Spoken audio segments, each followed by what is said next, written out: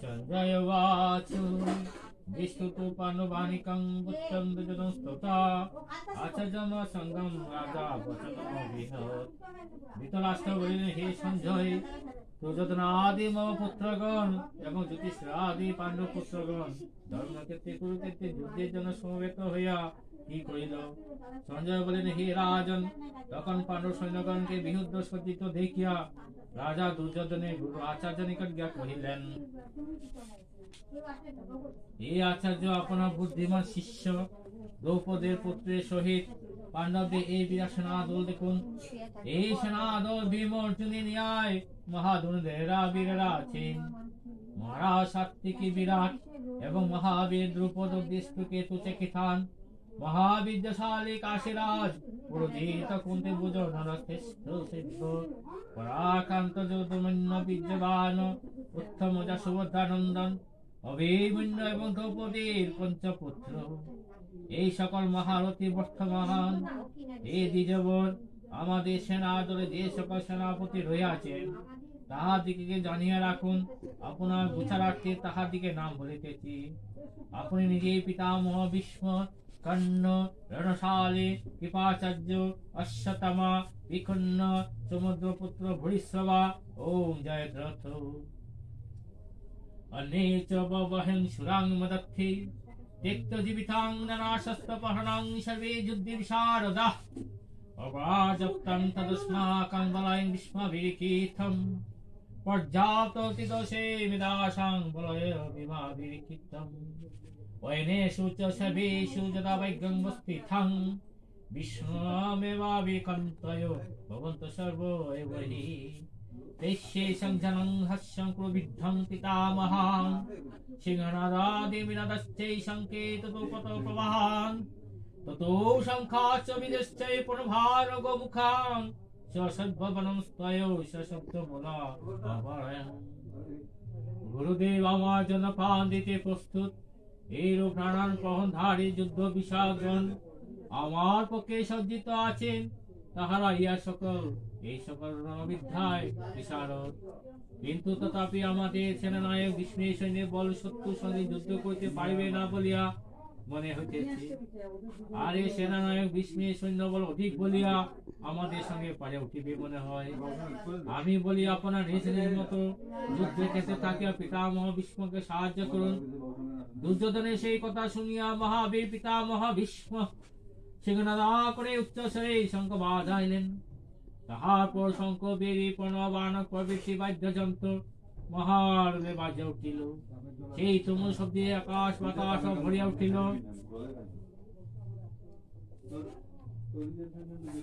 ততো সেই হয়ে যুক্তে মহিতিং সন্ধেন স্থিতা মাধব পাণ্ডবশ্চ দিব্যে শঙ্খ প্রদরিত পাঞ্চজন্য ঋষিকেশ দেবতত্ত্বং ধনঞ্জয় পণ্ডোধৌত মহাশঙ্খ ভীমকর্মা বিকধরয় অনন্ত বিজয় রাজা কুন্তি পুত্র জ্যোতিষ্ঠিরি নকুল সদেবেশ্চে সুকসমণি পুষ্পক রাসচ্চ পরমেবাস্যা বিকণ্ডিত মহারথ বিষ্ণুদন্ন বিরাট্চ সাত্বিকী পরাজিতা দ্রৌপদী দুপিতাশ্চ সর্বেশ্বৈ পৃথিবীপতে সুভদ্রাশ্চ মহাবাহু শঙ্খানধিত বিশ্বসিত সৌগুষাদাষ্টরানং হৃদয় নিবদ্ধরহং নভশ্চ পৃথিবঞ্চবে তুমলহ বানরদ্বয়ং। তাহাপর সে তৎসযুক্ত মহারথে বসিয়া শ্রীকৃষ্ণ ও অর্জুনের দুইটি দিব্য শঙ্খ বাজাইলেন। শ্রীকৃষ্ণ পাঞ্চজন্য শঙ্খ, অর্জুন দেবতত্ত্ব শঙ্খ এবং ভীমসেন পণ্ড নামক শঙ্খটি বাজাইলেন। হে রাজন, কুন্তিপুত্র রাজা যুধিষ্ঠির অনন্ত বিজয় নকুল সুঘোষ এবং সহদেব মণিপুষ্প নামক শঙ্খ বাজাইলেন। মহারাজ কাশীরাজ জ্যেষ্ঠবীর শিখণ্ডী দৃষ্টদন্য বিরাট মহাবীর সাত্বিকী দ্রৌপদের পুত্রগণ সুভদ্রা পুত্রগণ মহাবীর অভিমন্যু ইহারা সকলে পৃথক পৃথক শঙ্খ বাজাইলেন। সেই তুমুল শব্দে আকাশ ও পৃথিবী প্রতিধ্বনিত করিয়া আপনার পুত্রগণের হৃদয়ে যেন বিদীর্ণ করিল। অত ব্যবস্থিতানাং ধিস্তারাষ্ট্রানাং কপিধ্বজয় প্রভৃতি শস্ত্র সম্পাদে ধনুর্ধাম প্রবন্ধব ऋषिकेशं तदा वाक्यमिदामहे महीपते। अर्जुन उवाच शनैर्वममद्दं रतं स्थापयमेह चित्तं जगोपित्यानिरीक्ष्य हयं इदं युद्धकामना अवस्थितानां कस्माय स युद्धमेवमिष्णार्जुन समुदते योत्सामान्य वाक्यहयं जतो हत्र हत्र समागता राष्ट्रराष्ट्रस्य दुर्वेदे युद्धे प्याचि कृज्य वयं संजय वाच एवं मुक्त ऋषिकेश गुराकेशं भारत सेनायोर्वैममद्यं स्थापितां रथस्थलं भीष्मदनो प्रमुखोत्तरे सर्वेषां च महिकीर्तम् उर्वाच पार्थ पश्यताना संवेतना कुनेति। हे राजन कृष्ण पक्ष के युद्धের জন্য প্রস্তুত দেখিয়া কপিধ্বজ রথারূঢ় অর্জুন ধনুক তুলিয়া শ্রীকৃষ্ণকে বলিলেন। অর্জুন বলিলেন, হে কৃষ্ণ, উভয় সৈন্য দলের মধ্যে ভাগ আমার রক্ষী রাখো। আমি দেখি যুদ্ধে কাহাদের সহিত আমার যুদ্ধ করিতে হইবে এবং দুষ্টবুদ্ধি দুর্যোধনের পক্ষে যাহারা যুদ্ধ করিবেন তাহাদের আমি ভালো করিয়া দেখিতে চাই। সঞ্জয় বলেন, হে রাজন, অর্জুনের কথা মতো শ্রীকৃষ্ণ উভয় সৈন্য দলের মধ্যে শ্রেষ্ঠ রথটি স্থাপন করিয়া বলিলেন, হে অর্জুন, ওই দেখো ভীষ্ম দ্রোণ প্রভৃতি কোন যোদ্ধাগণ যুদ্ধের ক্ষেত্রে উপস্থিত। প্রশংসিতান পার্থ পিতান পিতামহান আচার্যদান মাতুলান বাক্তেন পুত্রন পুত্রন সকৃষ্টতা শ্বশুরান সৌদবেশ্চে সেনাইরূপেহি তানু সমীকা শকুন্তে সর্ধান বন্ধন উপস্থিতান কৃপায় প্রবিষ্ঠে বিদেশে তন্নির্নম বৃহৎ। অর্জুন উবাচ দৃষ্টমান সজনান কৃষ্ণে যদুসন সমবিস্থিতান চিদেন্তি মম গাত্রাণি মুখঞ্চ পরিশোধতে বিপতুশ্চ শরীরে মে রোমশ্চয় জায়তে গান্ডিভং সংসস্তে হস্তাবতকচৈবে পরিধেয়তে নো চ শুক্লমাবস্তু তং ভমিতে চ মে মনঃ নিমিত্তানি পচ পশ্যামে বিপরীতানি কেশব। তাহার অর্জুন সেই স্থানে অবস্থিত উভয় সৈন্য দলের মধ্যে পিতামহ গুরু তাৎপুত্র ভ্রাতা শ্বশুর মাতুল সোদর প্রভৃতিকে দেখিলেন। সেই সকল আত্মীয় স্বজন বন্ধু বান্ধবকে যুদ্ধে ক্ষেত্রে অবলম্বন করিয়া করুণায় অর্জুনের মন ভরিয়া গেল। তখন তিনি দুঃখিত হইয়া বলিলেন, হে কৃষ্ণ, যুদ্ধকামে এই সকল আত্মীয় স্বজনকে সম্মুখে দেখে আমার অঙ্গ অবসাদগ্রস্ত মুখ সূক্ষ্ম হইতেছে, আমার শরীর কাঁপিতেছে, হস্ত হইতে গান্ডীব স্খলিত হইতেছে এবং আত্মদগ্ধ হইয়া যাইতেছে। হে কৃষ্ণ, আমি রথে অবস্থান করিতে অক্ষম, আমার মন অত্যন্ত অস্থির, আমি নানাবিধ শুভ লক্ষণ দেখিতে পাইতেছি। যুদ্ধে আত্মীয় স্বজনকে বোধ করিয়া কোনো শ্রেয় দেখি না। হে কৃষ্ণ, জয় চাই না, রাজ্য চাই না, সুখ ভোগ চাই না। হে গোবিন্দ, রাজ্য বা ধনে আমাদের প্রয়োজন কি? যাদের জন্য রাজভোগ এবং সুখ কামনা করে সে গুরু পিতামহ পিতৃব্য মাতুরাদি ইহারা সবাই ধন প্রাণের মায়া চালিয়া যুদ্ধ উদ্দীত। হে মধুসূদন, পৃথিবীতে দূরের কথা, আমি ত্রিভুবনে আধিপত্য পাই তবু নয়। হে কৃষ্ণ, জাতিভেদ শান্তি কোথায়? হে মাধবী আর আত্মতাই, তবু ইহার দিকে বোধ করিলে পাপে স্পর্শ করিবে। সুতরাং আত্মীয় বোধে আমরা কিরূপে সুখী হইব? হে জনার্দন, লোভে উহারা বুদ্ধি শূন্য হইয়া কুল করে মৃত্যু দহে যে পাপ হয় তাহা জানে না। কুল করে কি দোষ হয় আমরা তাহা জানিয়া কিনা যুদ্ধ হইতে বিরত হইব না। কুল করে হইলে সনাতন কুল ধর্ম নষ্ট হয়, ধর্ম নষ্ট হইলে অধর্মের সমস্ত কুলকে দূষিত করিয়া থাকে। হে কৃষ্ণ, অধমে প্রাদুর্ভাবে কুল স্ত্রীগণ ভ্রষ্টা হয়, ভ্রষ্টা স্ত্রীগণ হইতে বন্য সংস্কার জন্ম গ্রহণ করে। বন্য সংস্কার হইলে কুলে নরকে ভূত হয়, আর তাহাদের পিতৃপুরুষগণের জলপিণ্ড লোপ পাওয়ার নরকে পতিত হয়। কুলগারীদের বন্য সংস্কার দোষে সনাতন জাতি ধর্ম কুল ধর্ম সব নষ্ট হয়। উৎসানা কুল ধর্ম নং জনার্দন নরকে জিহতং ভাস ভবতি তুন সুসাম অহেবেয়তম পাপং কৃত্যং বিবশিতা ভয়ম সিদ্ধাযশু কুলুভেন হস্তং সুজনা মমুদ্দাতাং যদি মামা প্রতিকারস মনসত্বং সত্যপারায় রাষ্ট্ররাষ্ট্রণে হনস্তু মক মথারং ভবে। সঞ্জয় বাছ এবং মুক্তা জন শঙ্কু রতপাস্তপভিংশ বিসিজ্য শশরং চাপং সুকসং বিঘ্নমানসং। এ জনার্দন আমরা গুরু মুখে শুনিয়াছি, যে যাহাদের কুল ধর্ম নষ্ট হয় তাহাদের নিশ্চয় নরকে বাস করিতে হয়। হায় আমরা কি গ্রথর মহাপাপ করিতে উদ্ধৃত হইয়াছি, কারণ রাসুক লোভে নিজের স্বজন বোধে রণদত্ত। আমি নিজেকে বাঁচাবার কোন চেষ্টা করিব না, অথবা অস্ত্র ধরিব না। আমাকে এই অবস্থা দুর্যোধনাদে কৌরবগণ যদি বধ করে তাহা আমার পক্ষে মঙ্গল। সঞ্জয় বলিলেন, অর্জুনের এই কথা বলিয়া সুখে ব্যাকুলত হইয়া ধনুবাণ ত্যাগ করিয়া রথের উপরে বসিয়া পড়িলেন। ইতি অর্জুন বিষাদ যোগ নাম প্রথম অধ্যায়।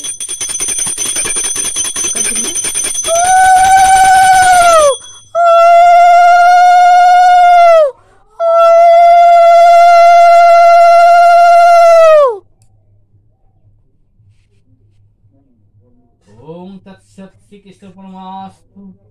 ওম নমো ভগবতে বাসুদেবায়। শ্রী শ্রী গীতা মহাত্মা। ঋষি বলিলেন, হে সুত, পুরকালে নারায়ণ ক্ষেত্রে বসিয়া মহামুনি ব্যাস আপনার নিকট গীতা মাহাত্ম যেরূপ বলিয়াছিলেন তাহাই আপনি কৃপা করিয়া আমার কাছে বলুন। সুত বলিলেন, আপনি যে মঙ্গলময় পরম উত্তম বিষয়ে জিজ্ঞাসা করিলেন, সেই উত্তম গীতা মাহাত্ম বলতে কাহা সামর্থ্য আছে, ইহা একমাত্র শ্রীকৃষ্ণ জানেন। ইহা অর্জুন, ব্যাসদেব, সুখদেব, যাজ্ঞবল্ক্য, মিত্ররাজ, জনক ঋষি কিছু কিছু জানেন না।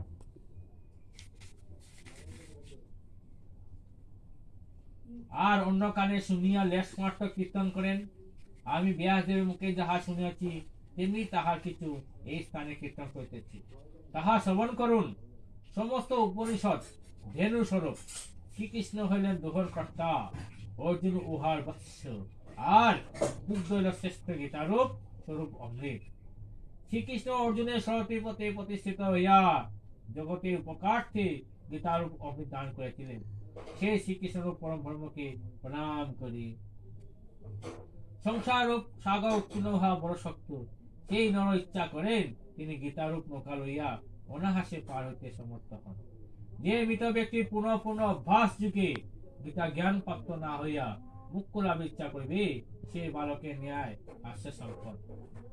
যাহারা দিবানিশি গীতা পাঠ বা শ্রবণ করেন তাহা মনুষ্য নহে, নিশ্চয় দেবতা, ইহাই জানিবে। গীতা জ্ঞানকে অবলম্বন করিয়া শ্রীকৃষ্ণ অর্জুনের নিকট জ্ঞান শাস্ত্রের সুগুণ ও নির্গুণ ব্রহ্মের তত্ত্ব জ্ঞান বলিয়াছিলেন। গীতার অষ্টাদশ অধ্যায় স্বরূপ ভক্তি ও ভক্তি দ্বারা বিকশিত। এইরূপ ক্রমে ক্রমে প্রেম, ভক্তি আদি কর্ম সকলে উঠিয়া চিত্ত শুদ্ধি হয়ে থাকে। সাধু ব্যক্তি গীতারূপ পবিত্র জলাশয় স্নান করিলে সংসারের সর্বপাপ দূর হয়। আর যারা শ্রদ্ধাহীন তাহাদের পক্ষে অস্থিস্থানে ন্যায় সে গীতা পাঠ বৃথা হইয়া থাকে। যে ব্যক্তির গীতার পঠন পাঠন জানে না, সে ব্যক্তি নরলোকে যে কর্ম করে তাহাই সবাই বৃথা হয়।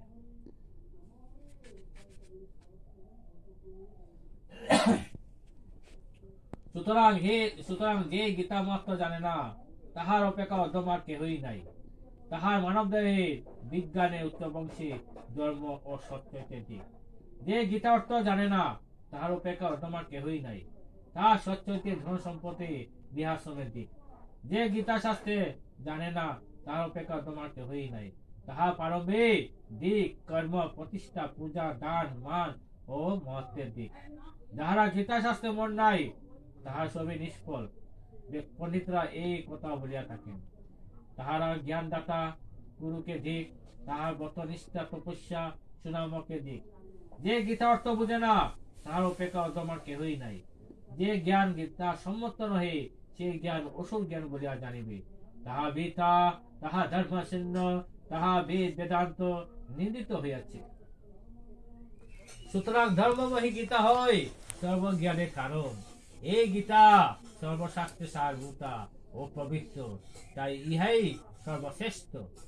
যিনি হরিবাসরে ও শ্রী বিষ্ণু পূর্ব দিনে গীতা পাঠ করেন, কিংবা নিদ্রায়, জাগরণে, চলিতে, দাঁড়াইতে অথবা যে কোনো অবস্থায় গীতা পাঠ করেন, শত্রুগণ তাহার কোনো ক্ষতি করতে পারে না। যিনি শালগ্রাম শিলায়, দেবালয়ে, শিবালয়ে, তীর্থে বা নদীর তীরে গীতা পাঠ করেন, নিশ্চয় তাহার সৌভাগ্য লাভ হইয়া থাকে। গীতা পাঠ করিলে দেবকী নন্দন শ্রীকৃষ্ণ যেমন তুষ্ট হন, সেই রূপে বেদ পাঠ, দান, যজ্ঞ, তীর্থ পদার্থী দ্বারা তিনি তুষ্ট হন না। যিনি ভক্তি যুক্তি চিত্তে গীতা পাঠ করেন, তাহা বেদ, পুরাণ, সকল শাস্ত্রে পাঠ করা হইয়া থাকে।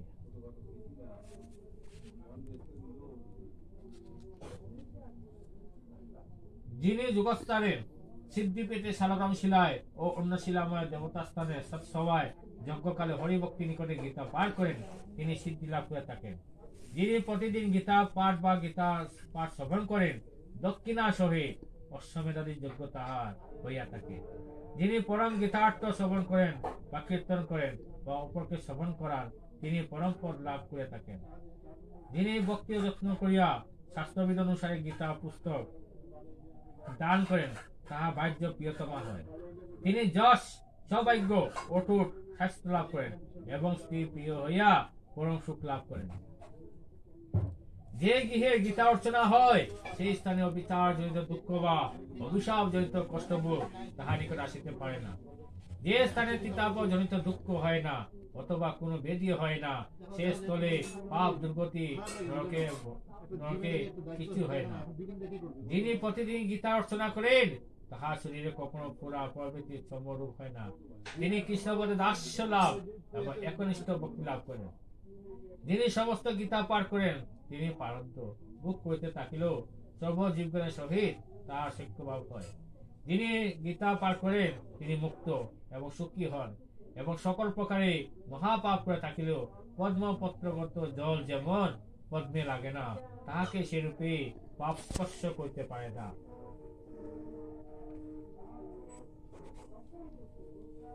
অনাচার যেসব কাজ করতে শাস্ত্রের নিষেধ আছে, সেরূপ কাজ করলে নিত্য ভক্ত অভক্ত, জাত স্পর্শ অস্পর্শ জাত এবং ইন্দ্রিয় দ্বারা জ্ঞান জ্ঞান কীর্ত পাপ যাহা তাহা নিত্য গীতা পাঠ করলে বিনষ্ট হয়। সকল স্থানে ভোজনকারী এবং সর্বত্র দান গ্রহণকারী সেই ব্যক্তি নিত্য গীতা পাঠ করলে পাপে লিপ্ত হয় না। তিনি যদি অবধি সহিত রত্নপূর্ণ পৃথিবীকে গ্রহণ করে একবার শুধু গীতা পাঠ করেন, তবে তিনি স্পষ্টিকে ন্যায় স্থিতি লাভ করেন। যাহার অন্তঃকরণ সর্বদাই গীতার্থে অনুরক্ত থাকে, তিনি সাত্বিক, উপকারী, ক্রিয়াবান এবং পণ্ডিত। তিনি দর্শনীয়, ধনবান, যোগী, জ্ঞানবান, যাজ্ঞিক, যাজক এবং সকল বেদের অর্থ বুঝেন। যেখানে গীতা পুস্তক থাকে ও নিত্য পাঠ হয়, সেখানে প্রয়াগাদি সর্বতীর্থেরাই বিরাজ করে। যেখানে গীতা পাঠাদি চলিতে থাকে, সেখানে মানব দেহে এবং মৃত্যুর পরেও সর্বদেবতা, ঋষি, যোগীরা বাস করিয়া তাহাকে রক্ষা করে থাকেন। যেখানে গীতা পাঠ করা হয়, নারদ, ধ্রুব প্রভৃতি ভক্তদের সহিত বালকৃষ্ণ, ঋষি, গোপাল সেখানে শীঘ্রই সুখ হইয়া থাকেন। যে স্থানে গীতা বিষয়ে আলোচনা, পঠন পাঠন হয়, সে স্থানে ভগবান শ্রীকৃষ্ণ নিজের শ্রীমতী রাধা সহিত আনন্দে ক্রিয়া করিয়া থাকেন।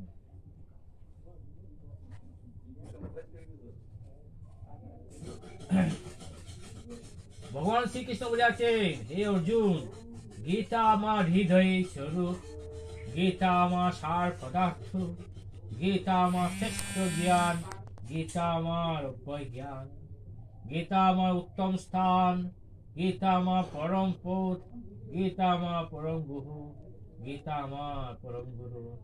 গীতার আশ্রয়ে আমি থাকি, গীতা আমার পরম গৃহ, গীতা জ্ঞান আশ্রয় করি আমি তিলক পালন করি। সত্য প্রতিভা ধর্মাবলী ব্রহ্মবিদ্যা ত্রিসন্ধ্যা মূর্তিগৃহিণী অর্ধমদাচিদানন্দ ভবগ্নিবার্থিনাশিনী বেদোত্রহি পানন্দ তত্ত্ব জ্ঞান মজ্জরি। এই সকল নাম কয়েকটি জিনিস স্থির করিয়া একাগ্র চিত্তে জপ করিবেন, তিনি নিত্য জ্ঞান সিদ্ধি লাভ করেন এবং সেইভাবে অন্তে পরম পদ লাভ করে থাকেন। সম্পূর্ণ গীতা পাঠ করিতে না পাইলে ইহার অর্ধাংশ মাত্র পাঠ করা হয়, তাহা হইলে গদাজড়িত পুণ্য লাভ হয়, ইহাতে কোনো সংশয় নাই। গীতা 3 ভাগে 1 ভাগ পাঠ করিলে সেই ব্যক্তি সুমযুগের ফল লাভ এবং ছয় 1 ভাগ পাঠ করিলে তাহাতে গঙ্গা স্নানের ফল লাভ হয়। যিনি নিত্য গীতা 2 অধ্যায় পাঠ করেন তিনি ইন্দ্রলোকে গমন করিয়া এককল্পকাল নিশ্চয় তথা মহানন্দে বাস করিয়া থাকেন। যিনি প্রত্যহ 1 অধ্যায় ভক্তিযুক্তে মনে গীতা পাঠ করেন তিনি রুদ্রলোকে যাইয়া ভগবান শিব অনুচর হইয়া বহুকাল কোথায় বাস করেন। যিনি প্রতিদিন গীতা অধ্যায় বা 4 ভাগ পাঠ করেন তিনি সূর্যলোকে কাল সবাই অবস্থিত করেন। যিনি প্রতিদিন গীতা 10, 7, 5, 4, 3, 2, 1 অর্ধেক শ্লোক পাঠ করেন তিনি চন্দ্রলোকে যাইয়া অর্জুন বস্ত্র বাস করিয়া থাকেন। যিনি গীতা অর্ধেক 1/4 বা 31 শ্লোক স্মরণ করতে করতে দেহত্যাগ করেন তিনি পরম পদ লাভ করে থাকেন।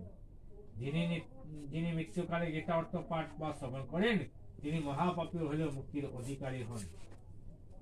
যিনি গীতা পুস্তক সঙ্গে করিয়া প্রাণ ত্যাগ করেন তিনি বৈকুণ্ঠে যান এবং বিষ্ণু সহিত বাস করিয়া কল্পকাল পরমানন্দে বাস থাকেন।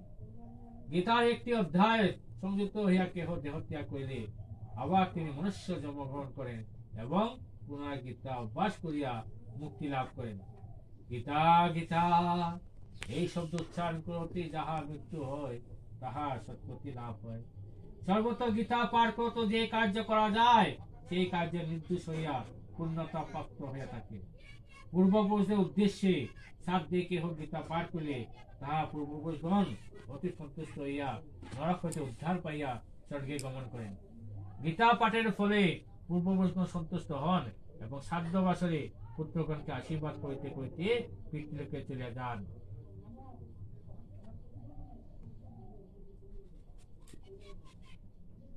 যিনি গীতা সহিত ধেনু পুত্র চামর দান করেন তাহা সেই দিনের মনের বাসনা একেবারে পূর্ণত্ব লাভ করে। যিনি স্বর্ণের সহিত ব্রাহ্মণকে গীতা দান করেন তাহার আর পূর্ণবার জন্মগ্রহণ করতে হয় না। যিনি 100 গীতা দান করেন তিনি ব্রহ্মলোকে যান আর তাহাকে জন্ম করতে হয় না। গীতা দানের প্রভাবে দাতা সপ্ত কল্পকাল অবধি বিষ্ণু লোকে বিষ্ণু সহিত আনন্দে বাস করেন। যিনি গীতার ব্যাখ্যা সমগ্ররূপে শ্রবণ করেন ওই পুস্তক দান করেন তাহার প্রতি ভগবান তুষ্ট হইয়া মনে সকল বাসনা পূর্ণ করে থাকেন। হে ভারত, চতুর্বর্ণের মধ্যে মনুষ্য দেহে ধারণ করিয়া যিনি অমৃতরূপিণী গীতা গ্রন্থ শ্রবণ করেন না তিনি হস্ত হইতে অমৃত ত্যাগ করিয়া বিষ ভক্ষণ করেন। সংসার সুখে পীড়িত ব্যক্তি গীতারূপে জ্ঞান লাভ করিলে তবে সে গীতার অমৃত পান করিয়া ভক্তি লাভ করিয়া সুখী হয়। গীতাকে আশ্রয় করিয়া জনকাদি বহু রাজা নিষ্পাপ হয়ে অন্তে পরম পদ পাইয়াছে। গীতা জ্ঞান বিষয়ে উচ্চ নিচ কোন প্রভেদ নাই। ইহাই সমগ্র জ্ঞানের পক্ষে সমান, ইহাই ব্রহ্ম জ্ঞানের সমান। যিনি অভিমান বা গর্ব করে গীতা নিন্দা করেন তিনি পরকাল পর্যন্ত দূর নরকে বাস করেন।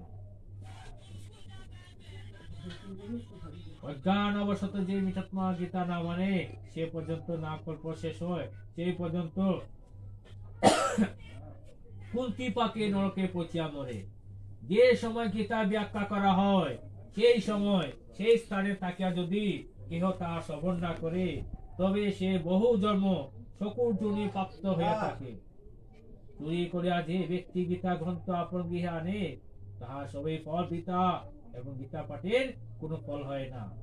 যে ব্যক্তি গীতা ব্যাখ্যা শ্রবণ করিয়া সত্যের পারমার্থিক ভাবে বিবর হন না সমস্ত ব্যক্তি পরিশ্রমে নিয়ে তাহার এই পৃথিবীতে কোনো কর্মের ফল লাভ হয় না। গীতা পাঠ শ্রবণ করত আত্মা প্রীতির জন্য সন্ন ভুজ্য পটবস্ত গীতা গ্রন্থ দান করিবে। যিনি গীতা পাঠ করেন তাহাকে বস্ত্রপাতি সহ বহুবিধ ভুজ্য দ্রব্য দিয়া পূজা করে ভগবান তাহাতে সন্তুষ্ট হন। এই সকল কথা বলিয়া সুতমুনি পুনঃ বলিলেন, এই গীতা মাহাত্ম্য পুরাতন, ইহাই ভগবান শ্রীকৃষ্ণ নিজের মুখে বলিয়াছিলেন। গীতা পাঠে অনতি যিনি এই মাহাত্ম্য পাঠ করেন তিনি যথার্থ ফল লাভ করে থাকেন। যিনি গীতা পাঠ করিয়া মাহাত্ম্য পাঠ করেন না তাহার গীতা পাঠে ফল বৃথা সবমাত্রে সার হয়। যিনি গীতার ব্যাখ্যা শ্রবণ করিয়া গীতা মাহাত্ম্য শ্রবণ করেন তিনি পরম গতি লাভ করে থাকেন। যিনি গীতার ব্যাখ্যা শ্রবণ করিয়া গীতা মহাত্ম শ্রবণ করে তাহা পূর্ণ ফল ত্রিলোকে সর্বসুখের কারণ হয়ে থাকে। এটি বৈষ্ণবীয় তত্ত্বসার। শ্রী শ্রী গীতা মহাত্ম সমাপ্তমি।